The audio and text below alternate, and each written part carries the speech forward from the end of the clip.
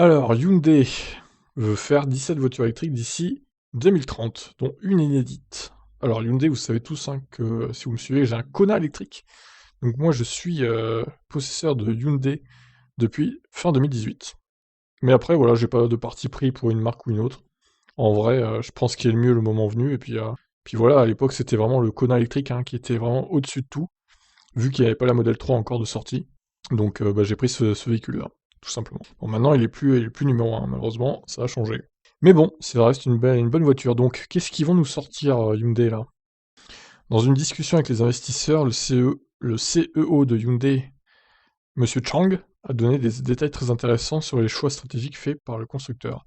En premier lieu, il fait savoir que les 17 voitures ne sortiront pas toutes avec le badge Hyundai. En effet, Chang a annoncé que 6 de ces modèles viendront de la marque Genesis, une filiale haut de gamme de Hyundai. Une annonce logique quand on sait que le groupe avait déjà prévu de faire passer Genesis à une production 100% électrique d'ici 2025. Donc en ce qui concerne Hyundai, et les 11 voitures restantes, Chang a expliqué qu'elles allaient être produites grâce à un investissement de 16 milliards de dollars. Selon les annonces de Chang à ses investisseurs, ça devrait permettre à la marque de prendre jusqu'à 7% des parts de marché pour les voitures électriques. Concrètement, Hyundai espère vendre 1,87 million de voitures par an d'ici 2030. En ce qui concerne les voitures elles-mêmes, Chang a là encore donné de nombreuses précisions. Le PDG de la marque a assuré que 3 d'entre elles devraient être des berlines, 6 autres seront des SUV, tandis que Hyundai devrait également proposer un véhicule utilitaire, semblable au Peugeot Partner que nous connaissons si bien. Et enfin, la 11e et dernière voiture attendue devrait être un tout nouveau genre. Ah oui, étonnant. Une mystérieuse voiture révolutionnaire. Si les plans de Hyundai peuvent paraître agressifs, plusieurs experts travaillant pour Reuters ont finalement nuancé leurs propos en comparant les sommes investies. D'autres constructeurs, comme le voisin Toyota ou l'américain General Motors, ont misé beaucoup plus d'argent dans l'électrique. Ils doivent aussi s'attendre à ce que les retours sur investissement, c'est-à-dire les ventes, soient bien plus élevés que ce qu'espère Hyundai.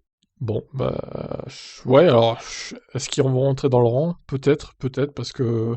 Alors certes, à niveau efficience, ils sont très très bons encore, même Kia aussi, mais il y a quand même beaucoup de concurrence et les prix tendent à être de plus en plus chers hein, chez Hyundai et Kia, malheureusement. J'espère qu'ils vont sortir des voitures un peu abordables, genre en dessous des 30 000, quoi.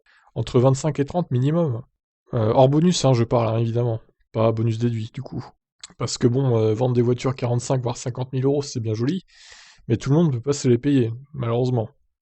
Enfin, quand j'y pense, dans les années 2000, dans les années 90, Hyundai, c'était une marque vraiment de voitures de merde. Et maintenant, c'était vendu vraiment pas cher, et maintenant, c'est des voitures bah, bien meilleures et beaucoup plus chères, quoi. C'est vraiment fou, hein, l'évolution, hein, quand même.